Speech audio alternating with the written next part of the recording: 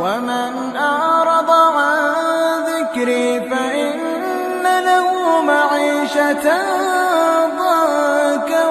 ونحشره يوم القيامة أعمى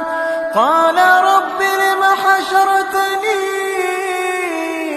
أعمى وقد كنت بصيرا قال كذلك أتتك آياتنا فنسيتها وكذلك اليوم تنسى